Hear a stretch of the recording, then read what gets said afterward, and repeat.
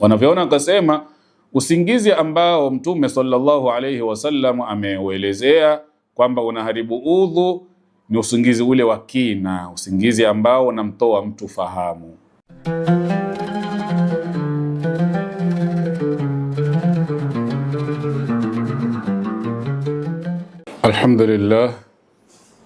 Alhamdulillah wassalatu wassalamu ala rasulillahi wa ala alihi wa ashabihi ajma'in.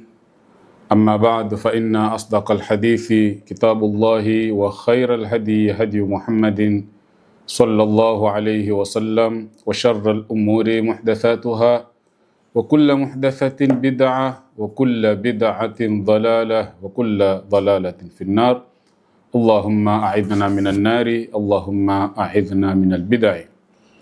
Baada ya kumhimidi Allah subhanahu wa ta'ala na kumtakia rehema na amani Mtume Muhammad sallallahu alayhi wasallam, ni mara nyingine tena ndugu zangu tunakutana katika wasaa huu wa kukumbushana, kuelimishana, lakini vile vile kujiweka katika mafunzo yetu matukufu ya dini hii ambayo imejengwa katika misingi ya ufahamu na elimu, haswa kwenye ibada ambazo Allah subhanahu wa ta'ala ametufaradhishia kuzitimiza. Ni lazima tuwe na elimu nazo, kujua namna gani ibada zile zatakiwa kufanyika kwa mwongozo wa Allah subhanahu wa ta'ala na kwa mwongozo wa mtume wake Muhammad sallallahu alaihi wasallam.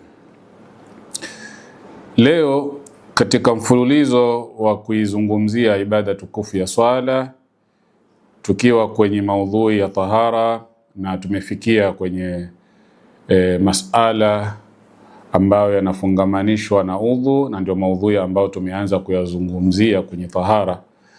Udhu ambao ni sharti kuu ya Muislamu kuingia kwenye swala. Tuliweza kumalizia faradhi za udhu, yale yanayolazimika kutimizwa wakati mtu anataka kutawadha, wakati anatawadha, lakini vile vile tukazungumzia sunanul udhui, yale ambayo ni ya sunna kutimizwa katika kutawadha.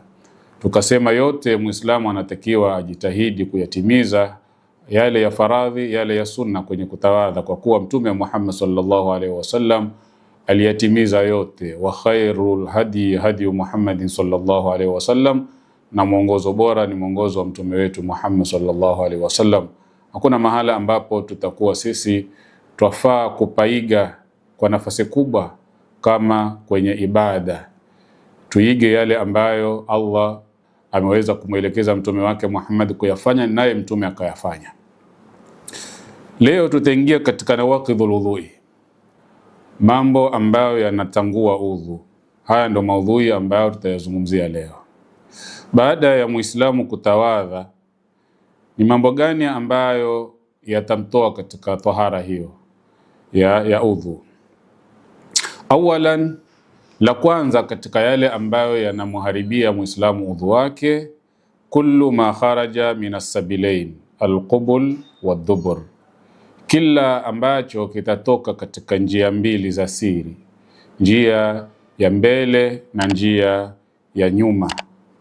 Qala Ibn al-Mundhiri rahimahullah, asema al-Imam Ibn al-Mundhir, ajmaa ahlul ilmi, wamekubaliana wasomi, ala anna khuruj al-gha'it min ad-dubur, kutokwa na haja kubwa kwenye sehemu ya siri ya nyuma, wa khuruj al-bawli min dhakari ar-rajul wa qubul al-mar'a, na kutokwa na mkojo katika uchi wa mwanamume wa mbele na uchi wa mwanamke, wa khuruj al-madhi, bali kutokwa na madhi, wa khuruj ar-rihi min ad-dubur, bali kutokwa na upepo katika uchi wa nyuma, wa zawala al-aqli bi ayi wajhin, na kuondokewa na akili kwa namna yoyote ile.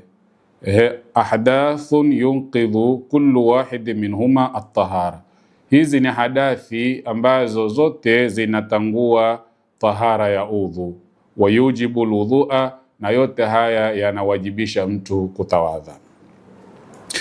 Wal adillatu ala dhalika, na dalili ya haya ambayo al-Imam Ibn Mundhir ameyazungumzia kwamba yanaharibu udhu. Tuanze na al-gha'it wal bawl. mtu kutokwa na haja kubwa, mtu kutokwa na haja ndogo. Dalili ya kutokwa na haja hizi kwamba kuna haribu udhu ni ipi? Qauluhu ta'ala, ni kauli yake Allah subhanahu wa ta'ala aliposema, au jaa ahadun minkum minal ghaid, mmoja wenu anapotoka haja, anapotoka chooni kukidhi haja kubwa, basi anatakiwa kutawadha. Hii ni aya ambayo ipo katika Suratun Nisa'i aya ya 43. Wa fi hadithi Safwan fi al-mashi ala al-khuffain qala, hadithi ya Safwan asema, amarana Rasulullah sallallahu alayhi wasallam, alituamrisha mtume wa Allah, idha kunna safaran an la nanza hifafana thalathata ayyam wa layalihinna illa min janaba walakin min ghaitin wa baulin wa naumin, kwamba mtume ametuamrisha tukiwa safari tusivue viatu vyetu kwa muda wa siku 3 isipokuwa tunapopatwa na janaba, ndipo hapo tutatakiwa kuvua viatu hivyo ili tuoge. Walakin min ghaitin wa baulin wa naumin, lakini ikiwa mtu amepatwa na haja kubwa na haja ndogo na mtu amelala, basi hapo ataweza kufuta juu ya viatu hivyo, wala hata lazimika kuvivua.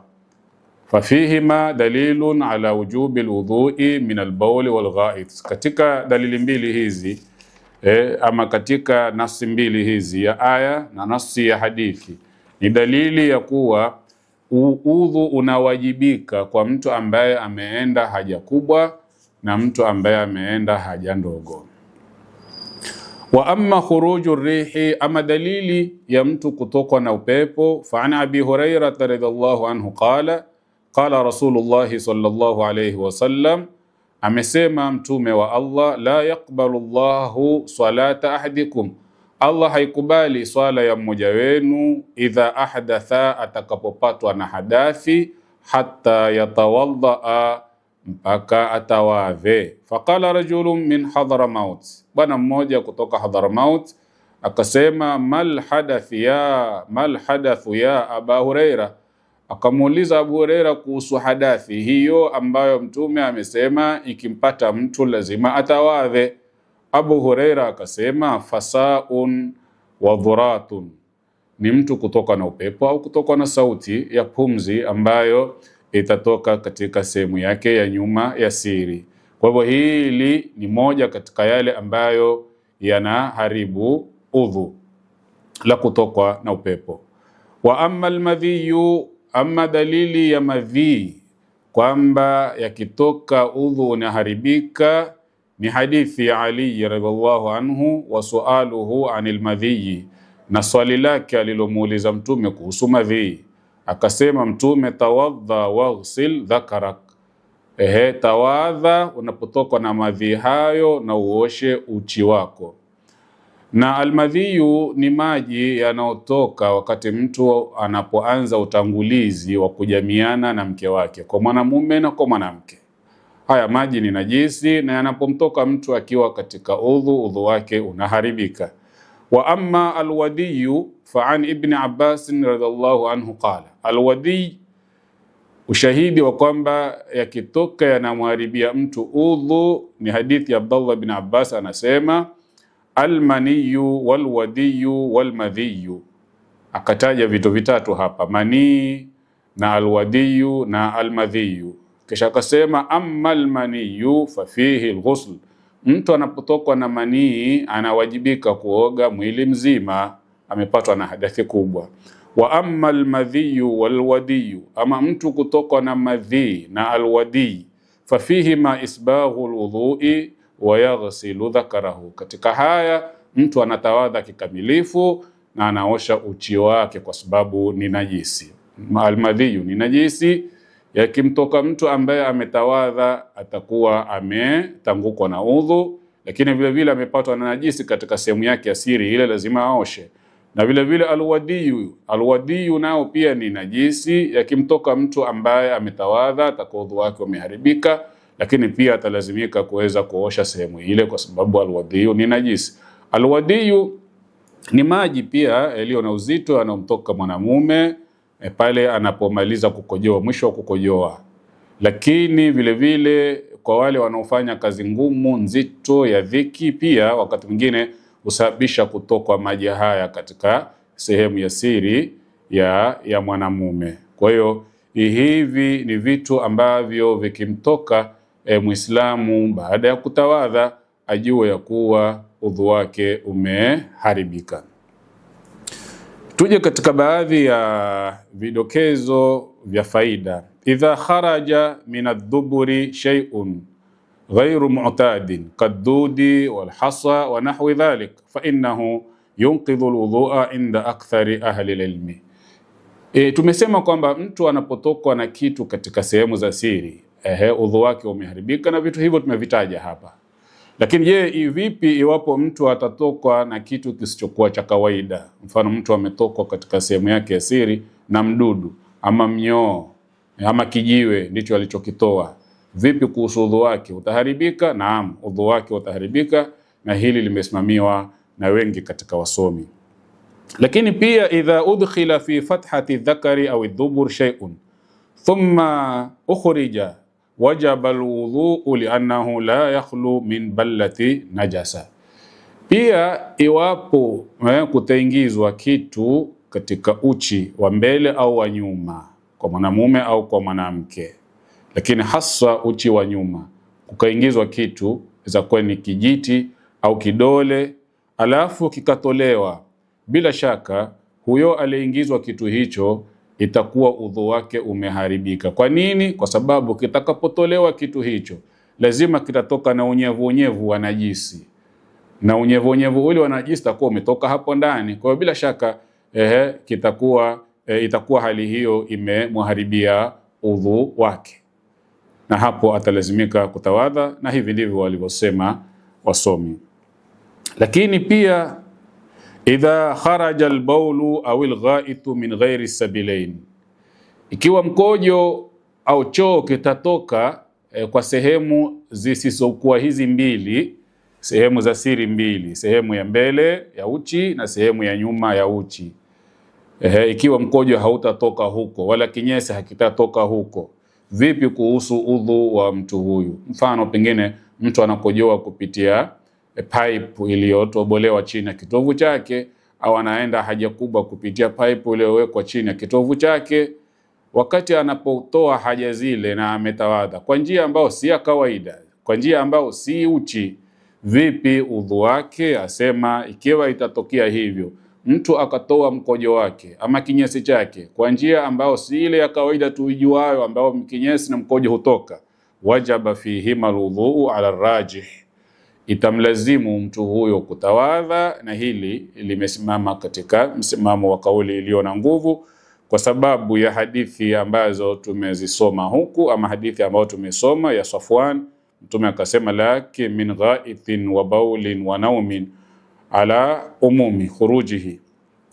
Mtu anatakiwa kutawadha anapopatwa na haja kubwa au ndogo ama usingizi kwa ujumla wake, bila kujua au bila kufafanua ama kutofautisha haja kubwa hii imetokea wapi. Imetoka na mdomoni, imetoka na masikioni, imetoka na sehemu ya siri. Maadamu imetoka, basi moja kwa moja huyu mtu atalazimika kutawadha, japo kuwa tunajua sehemu ya kawaida inayotoka haja ndogo ni tupu ya mbele na sehemu ya kawaida inayotoka haja kubwa ni tupu ya nyuma. Lakini tuchukulie kwamba haikutoka hiyo haja kubwa na haja ndogo katika sehemu hizo. Imetoka kupitia masikioni mfano, ama imetoka kupitia puani, imetoka kupitia mdomoni, ama imetoka kupitia mbavuni, ama chini ya kitovu, mtu ametobolewa hapo kupitia pipe, basi ajue kuwa udhu vile vile pia utakuwa ni wenye kuharibika, na hili wamelielekeza wasomi katika ufahamu huo. Kwa hivyo hapa tumezungumzia jambo la kwanza ambalo linaharibu udhu kwa ufafanuzi huo wa kutosheleza, ambalo ni kutokwa na kitu katika tupu ya mbele au tupu ya nyuma, na vitu vyenyewe ndivyo hivyo ambavyo tumevizungumzia. Twende katika jambo la pili, an-naum. Jambo la pili ambalo linaharibu usingizi, linaharibu udhu ni usingizi ama kulala. Taqaddama fi hadithi Safwani ibn Asal anna min nawaqidhul wudhu an-nawm, katika hadithi ya Safwan ambayo Mtume Muhammad sallallahu alayhi wasallam alielezea masala ya kufuta katika hofu viatu vile ni pale mtu anapotangukwa na udhu kwa kwenda haja kubwa ama haja ndogo ama vile vile kulala. Hapo atatakiwa atawadhe, na akifika katika uoshaji wa miguu hatalazimika kuvua viatu hivyo, bali atafuta juu yake. Masala haya tutakuja kuyazungumzia tutakapokuwa tumefikia sehemu yake, masala ya kufuta juu ya viatu. Lakini tuthibitisha hapa kwamba hili la kulala nalo ni katika yale ambayo yanaharibu udhu. Lakini miongoni mwa hadithi ambazo pia zathibitisha hili la kulala kwamba linaharibu udhu ni hadithi ya Ali bin Abi Talib radhiallahu anhu, anna Rasulullah sallallahu alayhi wasallam qala al-ainu wiqa'u sahi faman nama falyatawalla, kwamba Mtume anasema jicho ni kifiniko cha uti wa nyuma, yoyote ambaye atalala atawadhe. Ni kama kwamba kule kulala kwako kuna kuondosha fahamu ya kuelewa kinachotoka huko nyuma, lakini ukiwa macho huwa unajua na unafahamu kile kitokacho nyuma. Kwa hiyo mtu anapolala atawadhe. Vipi kuhusiana na ile hadithi ambayo imepokewa na Imam Abu Daud an Anas radhiallahu anhu qala kana ashabu rasulillahi sallallahu alayhi wasallam, walikuwa masahaba wa Mtume yantadhiruna al-ishaa, wakisubiria swala ya isha ya mwisho ile baada kuswali swala ya magharibi. Hawakuwa wakitoka msikitini wanasubiri kuiswali swala ya isha hatta takhfika ruusuhum thumma yusalluna wala yatawadhaun, wakiwa wameketi kuisubiri swala ya isha wanapatwa na usingizi, wanasinzia mpaka vichwa vyao vinainama, na kisha baada ya hapo wanasimama wanaswali bila ya kutawadha. Bali katika riwaya nyingine Imam Tirmidhi, hatta sumia lahum ghatitan, mpaka kuna sikika sauti zinazotoka za mtu aliyelala. Hadithi hii tutaiunganishaje na hizi hadithi ambazo zasema mwenye kulala anatakiwa atawadhe? Na hapa sahaba hawa wameonekana wamelala baada ya kukaa kusubiri swala ya isha mpaka vichwa vyao vinainama kwa usingizi au hata wanatoa sauti. Hili litabebwa vipi? Wakati hao wakipatwa na hili wanasimama wanaswali bila kutawadha. Wanasema wanavyoni, wa yumkinu aljamu baina alahadithi bi anna an-nawma an-naqidha lilwudhu'i huwa an-nawmu al-mustaghriqu alladhi la yabqa minhu idrakun.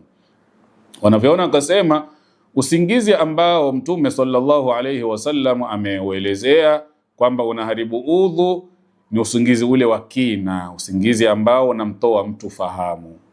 Wa amma mabadi'u an-nawmi qabla al-istighraqi fahadha la yunqidhu al-wudhu, ama vyanzo vile vya usingizi mtu kusinzia sinzia hivi lakini bado ufahamu wake yuko nao, basi huno usingizi huu hautoi ama hauharibu udhu. Na ndio huo usingizi ambao walikuwa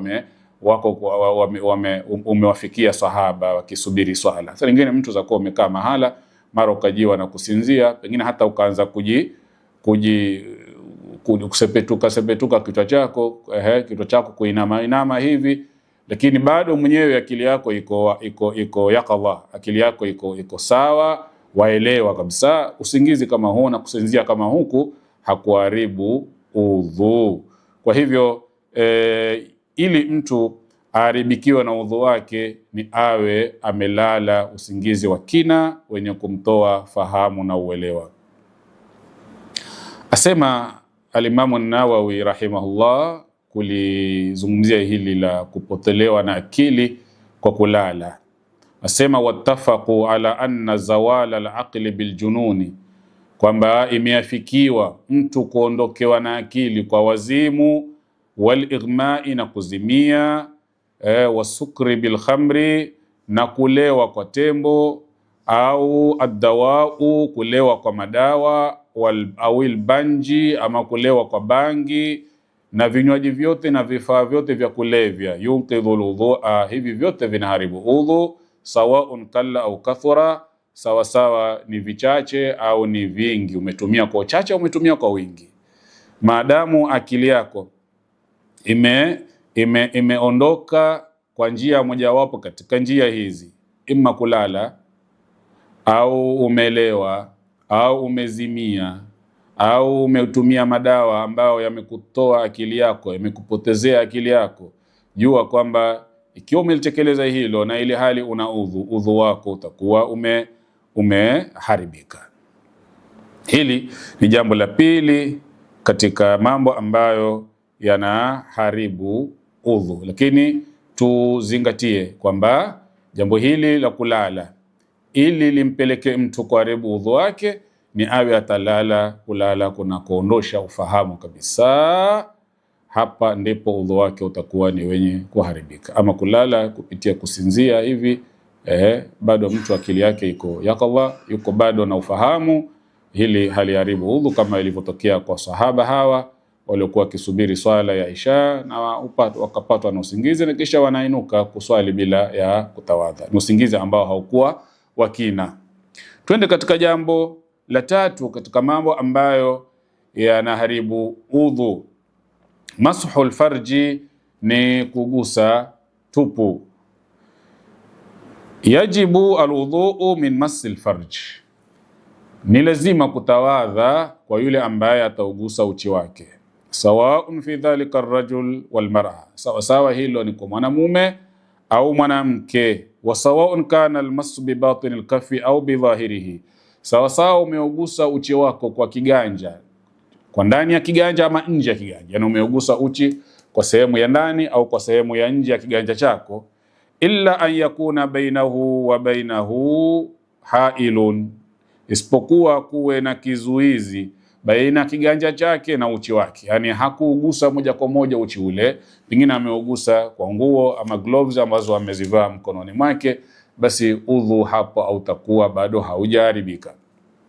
Tuthibitishe hili la kugusa uchi kwamba lina haribu udhu. Hadithi ya Busra binti Safwan radhiallahu anhuma, anna Rasulullah sallallahu alayhi wasallam, mtume wa Allah asema, man massa dhakarahu falyatawadha, yule ambaye atagusa uchi wake basi atawadhe.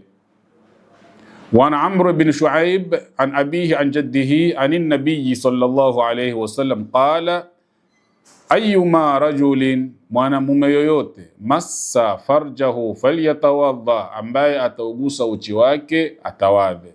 Wa ayyuma imra'at massat farjaha faltatawadha, na mwanamke yoyote yule ambaye ataugusa uchi wake atakiwa kutawadha. Hizi ni hadithi mbili za msingi ambazo zatolewa dalili juu ya hili la kugusa uchi kwamba lina haribu udhu. Hadithi ya kwanza, man massa dhakarahu fala yusalli hatta yatawadha, mwenye kugusa uchi wake asiswali mpaka atawadhe. Hadithi ya pili, ayuma rajulin, mwanamume yoyote, massa farjahu falyatawadha, atakayegusa uchi wake atawadhe. Wa ayuma mraa, mwanamke yoyote, massat farjaha falyatawadha, aliyegusa uchi wake atawadhe. Wa amma hadithu Talq ibn Ali radhiallahu anhu, ama kuhusiana na hadithi nyingine ambayo imekuja kuonesha maana tofauti ya kuwa kugusa uchi kuna haribu udhu. Hadithi hii ya Talq ibn Ali wanavyoni wameizungumziaje? Tuisome hadithi yenyewe kwanza kisha tuangalie lile ambalo wanavyoni wamelizungumzia. Asema, anna rajulan sa'ala an-nabiy sallallahu alayhi wasallam, bwana mmoja alimuuliza mtume, anir rajuli yamassa au yamassu dhakarahu, kuhusiana na mtu ambaye atagusa uchi wake, hal alayhi wudhuun, je huyu mtu atalazimika kutawadha? Mtu ambaye ameugusa uchi wake atalazimika kutawadha am la? Mtume akasema la, halazimiki kutawadha ikiwa amegusa uchi wake. Kwa nini? Innama huwa bad'atun mink, kwa sababu uchi ni sehemu katika sehemu za mwili wako. Ay qit'atun, ni sehemu katika sehemu za mwili wako. Unapogusa uchi ni kama vile umegusa pua, ni kiungo miongoni mwa viungo vya mwili wako. Ni kama vile umegusa sikio, ni kama vile umegusa mdomo ama jicho au kidole ama mguu. Hivi ndivyo Mtume Muhammad sallallahu alaihi wasallam alivyomwelekeza huyu bwana alipouliza kuhusiana na iwapo mtu atashika uchi udhu wake utaharibika. Mtume akamwambia la, kugusa uchi ni kugusa kiungo kama unavyogusa viungo vingine vya kwenye mwili wako. Hadithi hii ndugu zangu, tukiona ama tukiangalia vizuri, utakuta kwamba inapingana na yale ambayo Mtume ameyazungumzia kwa hadithi ambayo tumetangulia kuzisoma, kwamba mwenye kugusa uchi wake atawadhe. Na hapa anasema la, kugusa uchi kama umegusa kiungo katika viungo vingine vya mwili wako. Wanavyoona amezungumzia hadithi hii, wanasema fahuwa hadithun mansukhun, hii ni hadithi ambayo imefutwa, haifanyiwi kazi. Hii hadithi imefutwa, haifanyiwi kazi kwa sababu Mtume Muhammad sallallahu alaihi wasallam aliyazungumza haya, kisha baadaye akajazungumza haya ambayo yamethibitika kwake kwamba mwenye kushika uchi atawadhe. Asema fahuwa hadithu mansukhun faqad awrada Ibn Hibban fi sahihi. Al-Imam Ibn Hibban ameelezea kwenye kitabu chake ma yadullu ala anna quduma Talq ibn Ali kana inda binai Masjid al-Madina, kwamba huyu Talq ibn Ali ambaye ametupokelea hadithi hii inazungumza kwamba Mtume ameelezea kugusa uchi ni kama kugusa kiungo tu kati ya viungo ambavyo mwanadamu yuko navyo katika mwili wake. Ni kwamba huyu Talq alikuja Madina wakati Mtume Muhammad sallallahu alaihi wasallam anaujenga msikiti wake. Mara zile siku za mwanzo Mtume akiingia Madina, thumma kharaja walam ya'lam annahu walam yu'lam lahu qudumun ba'da dhalik, kisha Talq akatoka katika mji wa Madina. Hakujulikana tena kurudi kwake baada hapo. Alikuja mwanzo Mtume waingia Madina, kisha akatoka Madina, wala haikujulikana kwamba alirudi tena mji wa Madina kuishi na Mtume. Wa amma hadithu Busra faqad rawahu aidan Abu Huraira. Hii hadithi ya Busra mbali na kama imepokelewa na Busra, lakini pia imepokewa na Abu Huraira. Hadithi gani hii ambayo Mtume amezungumzia mwenye kugusa uchi wake asiswali mpaka tawadhi? Ni hadithi ambayo impokewa na Abu Huraira wa huwa mutaakhirul Islam, na tunavyojua kwamba Abu Huraira yeye alisilimu kuchelewa, takriban mwaka wa 7 wa Hijria ndipo Abu Huraira alisilimu. Wa hadha yuqawi alqawlu binasi hadithi Talq, na hii ni kauli ambayo inatiliwa nguvu ama ni kauli inayotilia nguvu masala ya kuwa hadithi ya Talq ilifutwa. Ikiwa Mtume aliyasema hayo, basi aliyasema mwanzo huko alipokuwa anaingia Madina, lakini baadaye Mtume Muhammad akaleta kauli nyingine, hii ya kuwa mwenye kugusa uchi wake atawadhe. Kwa hiyo itasimamiwa kauli ya kwanza, itasimamiwa kauli ya pili iliyokuja futa kauli ile ya kwanza. Kauli ya pili ni ipi? Man massa dhakarahu fala yusalli hatta yatawadha, mwenye kugusa uchi wake asiswali mpaka atawadhe. Na ile kauli ya kwanza ya kuwa kugusa uchi ni kama kugusa kiungo chochote katika viungo vyako ni hadithi ambayo haifanyiwi kazi, ni kauli ambayo haifanyiwi kazi ile kuja kutolewa hukumu yake. Haya ni masala ambayo wanavyoni wanayazungumzia. Ukenda katika Qur'ani tukufu ziko ayatu al-mansukha, aya ambazo zimefutwa hukumu, lakini pia katika hadithi ziko ahadithi ambazo mansukha zimefutwa hukumu yake. Haya wanayajua wasomi ambao wamebobea katika masala ya ufahamu wa aya za Qur'ani na ufahamu wa hadithi za Mtume Muhammad sallallahu alaihi wasallam. Moja wapo ni masala haya ya kutangukwa na udhu kwa kugusa uchi. Ni masala ambayo ni kama tulivyoyaeleza, yamesimamia msimamo kwamba kushika uchi kuna haribu udhu moja kwa moja, kwa kauli ya mwisho aliyozungumza Mtume Muhammad ambayo imetangua kauli yake ya kwanza ya kwamba kugusa uchi ni kama kugusa sehemu ya mwili wako katika viungo vyako. Lakini pia wanavyoni wakazungumzia kwamba hadithi ya Talq imezungumzia ibaha, imezungumzia ruhusa ya kugusa sehemu ya siri, na kwamba unaweza kugusa na udhu wako haujatanguka, ni kama umegusa sehemu nyingine yote ya mwili wako.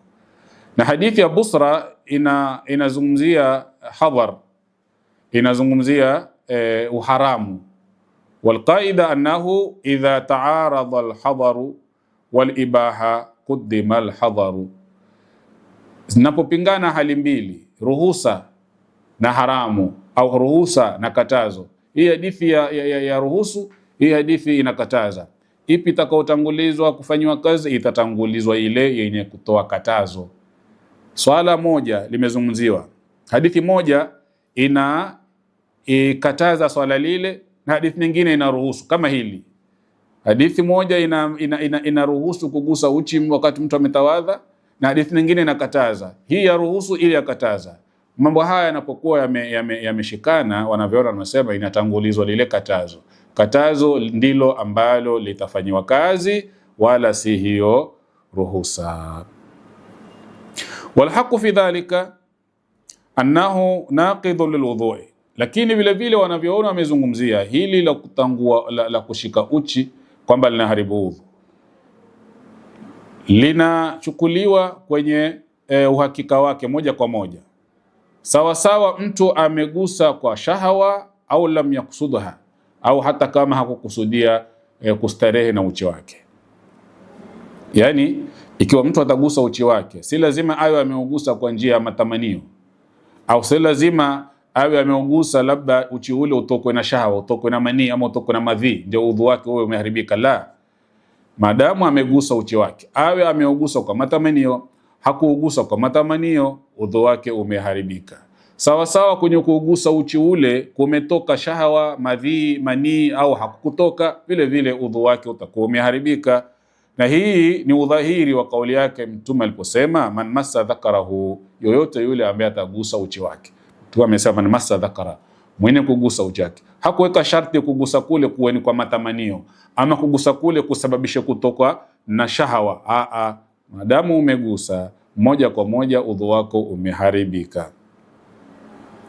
Na hadithi ya Abu Huraira imeweza kutilia nguvu hii maana. Mtume aliposema idha afdha ahadukum biyadihi ila farji, mtu anapopeleka mkono wake kwenye uchi wake, walaysa bainahuma sitrun wala hijab, na hakuna baina ya mkono wake na uchi ule sitara wala hijab, falyatawadha, atawadhe, bila kuzingatia ameshika kwa matamanio ama matokeo ya kushika labda ametokwa na shahwa. Madamu umepeleka mkono wako moja kwa moja kwenye uchi wako, hapo itakuwa udhu wako umeharibika.